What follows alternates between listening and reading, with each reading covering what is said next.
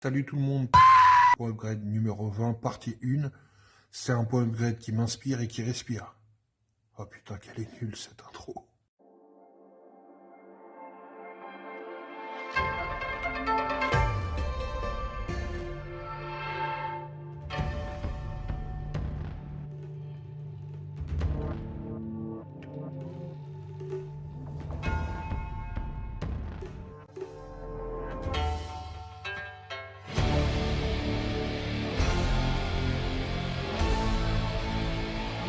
Alors comme vous pouvez le voir sous vos yeux ébahis, j'ai commencé à attaquer la platine pour le champignon HKS. Alors, pas de panique, je vais tout vous expliquer. Donc j'ai bien reçu ma Dremel, enfin l'imitation Dremel. Seulement là elle est en charge puisque je l'ai reçue avec la batterie quasiment vide. J'ai essayé, donc j'ai déjà fait un premier tour, histoire que... parce que le marqueur s'efface finalement, donc histoire de pas perdre les traces. Et, euh, et de faire mes premiers repérages et commencer à attaquer avec les disques. Sauf que je sais pas si c'est les disques ou si c'est la plaque qui est trop solide, mais c'est une galère, clairement.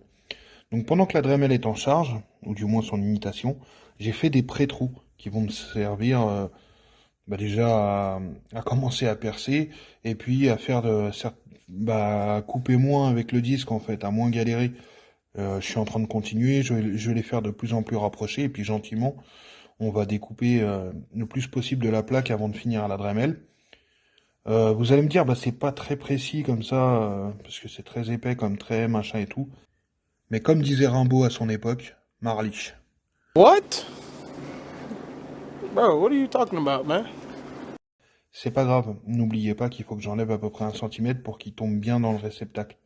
Donc, je vais continuer à faire des trous, un peu partout, tout le long, histoire d'affaiblir la plaque de tôle, puis vraiment d'avancer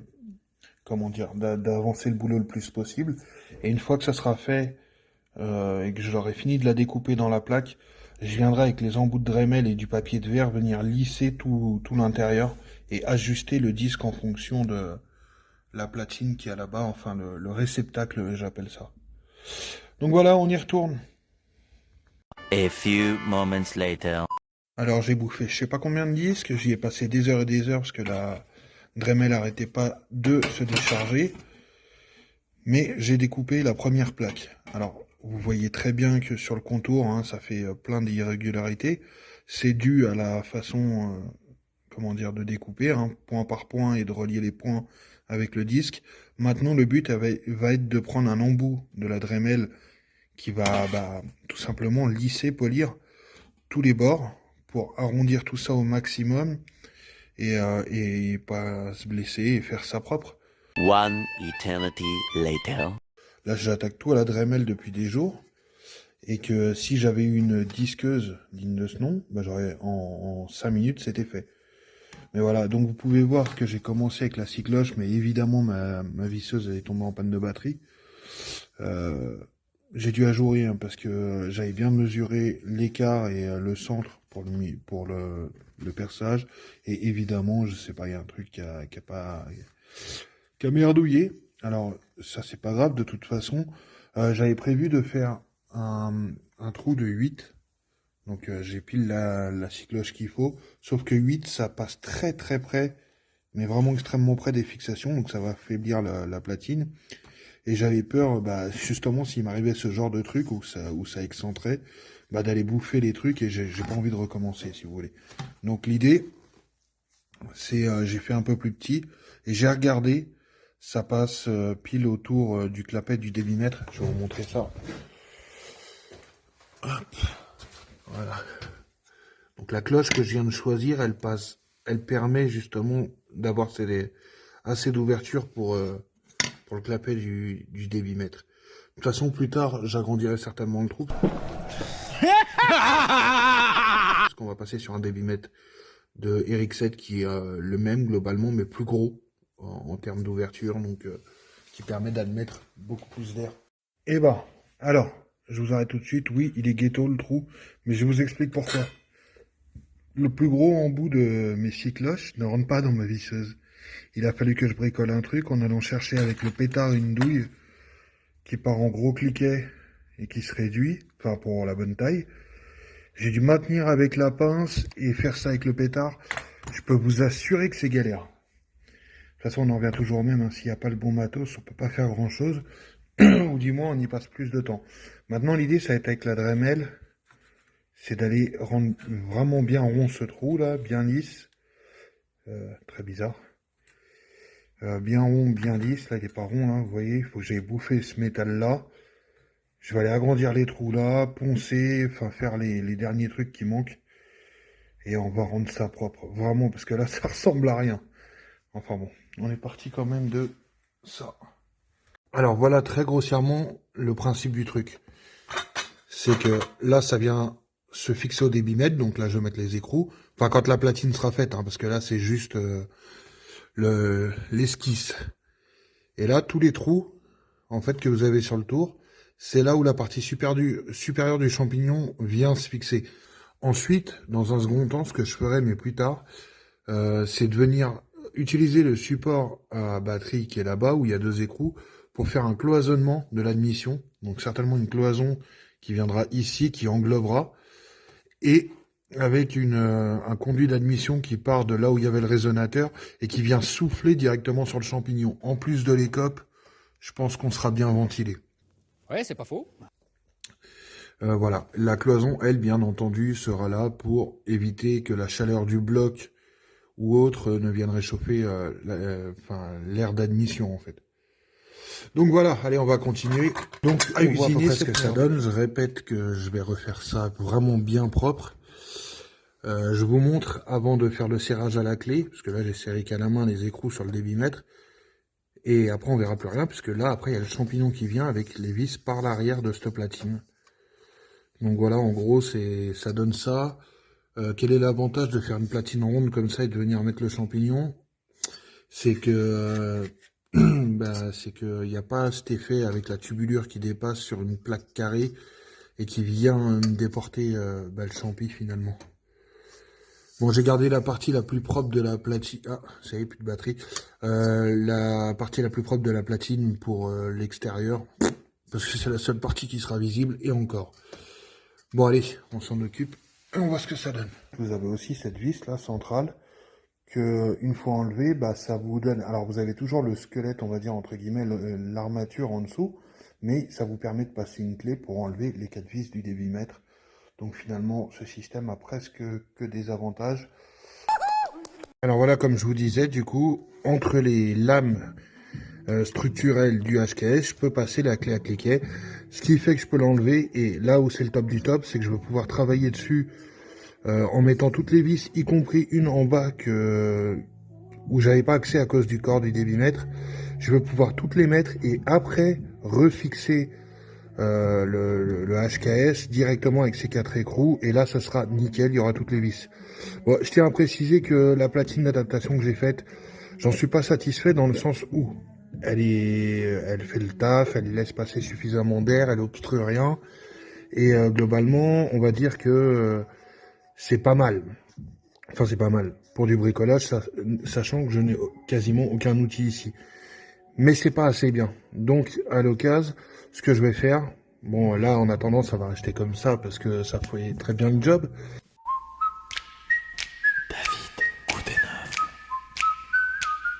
Et que c'est pas trop crade, mais à l'occasion, j'achèterai une plaque ronde de carbone, directement ronde à la dimension que je veux. Et là, on ira faire le socle en carbone. Bon, après, c'est de la pignole, mais c'est de la pignole que j'ai envie de faire. Après, je vous dis, ça sera plus tard, j'ai d'autres choses à faire d'ici là. Donc là, comme vous pouvez voir, j'ai utilisé, donc c'est des petites sections à chaque fois d'isolant faisceau que j'ai pris sur le faisceau d'origine. C'est raccordé, là, je les ai joints avec de l'adhésif. C'était évidemment pour quand je les positionne, qu'ils s'éloignent pas et qui bougent pas et qui restent bien tout autour du faisceau. Là, je l'ai fixé avec des riselants réutilisables, donc c'est bien. Ça, cet adhésif, je vous arrête tout de suite, il va être changé, parce que là, c'est du tiro, mais c'était simplement pour le maintenir en place pendant que je fixais le faisceau. Et donc, comme je vous disais, je vais racheter de l'adhésif d'électricien.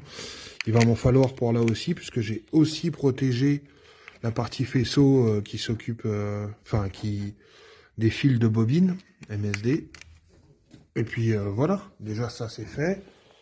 Puis petit à petit, on va vraiment bien isoler tout ça, refaire tout ça propre. Ici, j'ai sur mes fils OML, j'ai enfin mis une des deux barrettes qui donne pour joindre les fils entre eux, puisque bah, c'était un peu le bordel. Et déjà de ce côté-là, bah, on commence à clinifier, hein, j'invente des mots, mais la baie moteur. Alors, moi je veux pas faire une clean baie justement, hein, je veux pas zéro fil apparent ni rien, on s'en fout, mais je veux que ça soit propre et sécuritaire surtout, qu'il n'y ait pas des câbles qui viennent se prendre dans des poulies ou qu'il y ait des courts-circuits qui se créent ou quoi, non, non merci. Mais voilà, je trouve que le côté bah, gaine d'origine, là, qui longe là, bah, c'est déjà beaucoup mieux. Après, il y a toujours deux trois fils là. Ça, je vous ai dit, c'est la sonde. C'était la sonde Aswell que j'avais mis à la base sur la température d'eau, sur la durite. Et il va être utilisé pour la température d'huile. Mais quand j'aurai acheté une autre sonde Aswell, sauf que c'est 30 balles et que j'ai d'autres trucs à acheter avant, donc pour l'instant le fil reste en position ici. Et après je le bougerai. C'est d'ailleurs pour ça qu'il n'est pas pris dans le même riselant que l'autre sonde de température Aswell. Enfin, pas dans le même riselant, dans la même gaine. Hein. C'est parce que il va rebouger celui-là. Donc celui-là va dégager. Mais au moins, bah voilà, on essaie de faire les choses à peu près propres, quoi. Ensuite, un petit truc à vous montrer aussi. Montre-moi du cheville. De ce côté-là, on est sur les bras arrière d'origine. Là, c'est ceux de mon Astina, mais vous voyez le principe, hein, c'est les mêmes. Donc j'ai réussi à dissocier un des deux bras de liaison d'origine, puisque je rappelle que cette vis axiale qui traverse les deux bras de liaison, elle est inenlevable. Mais avec ce que vous voulez, hein. Vous pouvez essayer ce que vous voulez, ça ne vient pas à tel point que là, par exemple, pour l'avoir de ce côté-là, j'ai dû bouffer tout le cil en bloc, qui est en métal, hein, je rappelle, avec une scie cloche, et ça m'a juste permis d'enlever le bras de liaison et d'y voir plus clair, puisque là, si vous regardez bien, le métal est toujours là. Hein. J'ai dégommé le métal autour pour sortir le bras, mais ça, là, ça m'empêche toujours de tourner la vis. C'est... Petite seconde. Je reprends la vidéo parce qu'il y a des pétrolettes de l'enfer qui font un bruit de malade mais qui avancent pas un cul et qui utilisent des pleins. L'essence doit pas être assez chère. Juste à faire des allers-retours dans le village toute la journée en fait. Donc voilà, là il faut encore que je dégomme ça, mais c'est tellement grippé avec le temps, alors que la vis en dessous elle va bien, enfin elle est pas bouffée à la rouille. Hein. Mais le cil en bloc se soude carrément à ce niveau-là et puis à ce niveau-là. Les cils en bloc du coup, ce qui fait que même là, si je veux tourner avec le pétard qui fait je sais plus combien de joules, non newton pardon, de newton mètre, il n'y arrive pas. Et vous pouvez essayer avec du pneumatique, vous pouvez essayer ce que vous voulez, ça ne vient pas. Donc moi ce que je voulais faire, c'est essayer de récupérer au moins ces vis là, de l'air nettoyer, de l'air conditionner, parce qu'il me manque quasiment plus que ça en fait pour assembler tout mon train arrière, en dehors des supports d'étrier qu'il faut que j'adapte. Mais voilà, je vais essayer de les récupérer. Puis j'ai regardé sur internet, 25 € à peu près la vis hors frais de port. Donc de toute façon, je pense que je vais y passer, j'en commanderai des neuves, mais je sais pas, j'ai une espèce d'ego qui me pousse avec ces trains arrière que je connais depuis des années, qui sur toutes les générations, ça grippe, c'est n'importe quoi. Mais bon, bref, c'est un petit combat perso. Et ça m'avait toujours trotté dans la tête avant justement de racheter des bras neufs, que je voulais récupérer les bras d'occasion et changer les cils en bloc et les reconditionner. Ça m'avait toujours trotté dans la tête, et si je prenais une scie cloche, est-ce que ça marcherait? Et maintenant que j'ai la scie cloche, partiellement je sais que ça marche. On peut virer le bras déjà, c'est déjà ça. Après, bon, il reste l'autre, et là c'est bon. Un peu plus complicado. Bon, voilà déjà de ce côté-là. Donc voilà, mesdames et messieurs, globalement, un point upgrade assez long, mais qui aura quand même qui montre que pas mal de choses ont avancé. Un petit truc à la con aussi, hein, sur les faisceaux de bougies. Donc pour une raison que j'ignore, c'est bien des faisceaux de BP. Et quand j'ai voulu les mettre sur ce BP-là, alors, non, petite correction, c'est pour le B8, qui est une version hyper rare du BP et qui a moins de chevaux. Et curieusement, quand j'ai voulu replacer les faisceaux, bah, le seul truc qui gênait, c'est que vous aviez la petite rondelle de caoutchouc qui va sur le dessus, qui fait étanchéité pour les puits de bougie, bah, empêchait que ça vienne se connecter dedans. Et en fait, les faisceaux sont tellement gros que même s'il n'y a pas la rondelle en caoutchouc, bah, y a rien qui passe en vrai, hein. Donc, euh, donc j'ai viré, parce qu'à chaque fois, sur d'autres vidéos, vous avez pu les voir, ils étaient à ce niveau-là, ça faisait dégueulasse. Hop, je les ai dégagés. Maintenant, dans la baie moteur, ce qu'il faudrait que je fasse, c'est relocaliser mon régulateur pression d'essence. Il faut que je recommande de la durite, je crois que c'est du Dash 6, avec des raccords qui vont... Enfin, des raccords, j'en ai, mais alors curieusement, j'ai jamais réussi à les utiliser comme il faut. Voilà. Et il va me rester ça à faire. Relocaliser ça. Et puis, comme je vous ai dit, quand j'aurai l'autre sonde de température, parce que j'ai déjà positionné la plaque sandwich entre le filtre à huile et le bloc, et ben venir mettre la sonde et faire passer le câble bien comme il faut. Et une fois de plus, je réutiliserai de la gaine comme ça, plastique, style origine. Donc là, je rappelle, les adhésifs, ils vont être changés, hein. C'était pour les positionner, pour pas qu'ils bougent en attendant que je mette les riselants. Donc voilà, c'est tout pour cette première partie du point upgrade numéro 20. Il sera, donc ce point upgrade sera en 2 parties, je pense, pas plus. Pour la bonne et simple raison, c'est que j'ai encore d'autres trucs à faire, mais que là, j'ai pas mal d'images à balancer et que du coup, ça va faire un point upgrade super long. Vous avez raison de simplifier. Donc, je le disloque, je le scinde, pardon, en 2 épisodes, voire peut-être 3. Je pense que d'ici là, que je termine le côté admission, parce que je vous rappelle, j'avais dit que je le cloisonnerais, je pense que je vais m'attaquer à la traverse de boîte, parce que ça, c'est un des points importants de ma liste de tâches à faire. Et c'est un truc qui me tient pas mal à cœur. Donc, en plus, c'est 3 fois rien. Il faut ajouter 2 trous pour passer les vis un peu plus proprement. Donc, je pense que je vais m'attaquer à ça. Mais en attendant, nous, on se retrouve dans le point upgrade numéro 20, partie 2, très prochainement, bientôt, j'espère. Salut!